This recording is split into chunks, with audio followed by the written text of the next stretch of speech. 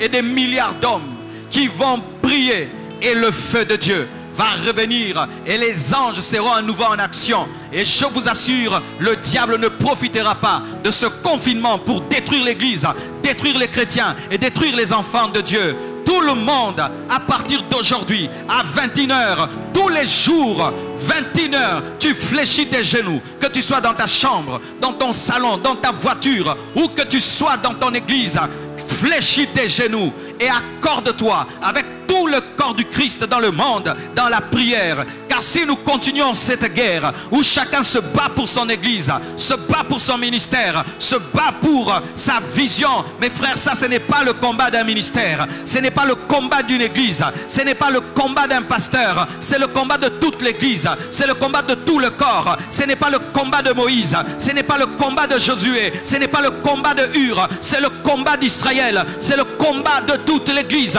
Et nous devons mettre de côté nos différences, nos divergences, nos mésententes et nous unir ensemble pour bouter dehors les puissants des ténèbres qui profitent du fait que les églises sont fermées pour anéantir la louange, anéantir la prière, anéantir la sanctification. Et nous allons lancer ce mouvement. Nous allons contacter des leaders spirituels. Nous allons passer à la télévision, passer à la radio, faire des panneaux afin que tous les chrétiens dans le monde sachent qu'il y a une heure où tous les enfants de Dieu dans le monde sont unis en esprit et prient. Et je vous assure, les puissants des ténèbres seront dérangés. Le complot du diable va échouer et la puissance de Dieu va opérer dans l'église. Et je t'assure, mon frère, ce n'est pas de Dieu que tu puisses penser que cela ne t'intéresse pas. Cela nous concerne tous. Tu dois adhérer et partager cette vidéo.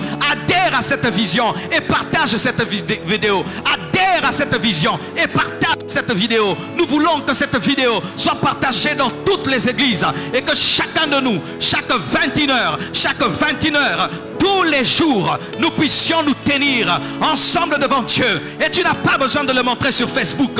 Tu n'as pas besoin de le montrer sur Instagram. Tu n'as pas besoin de le montrer. Nous voulons des gens qui prient pour l'intimité, pas pour le fan, non pas pour se faire voir et se montrer qu'ils sont en train de prier à 21h. Des prières que Dieu n'exauce pas, des prières que Dieu n'entend pas.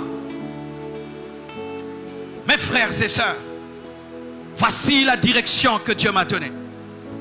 Et si nous le faisons, les puissants des ténèbres vont échouer. Mais si nous entendons et nous continuons comme d'habitude, nous serons étonnés par les malheurs qui vont s'abattre dans nos maisons.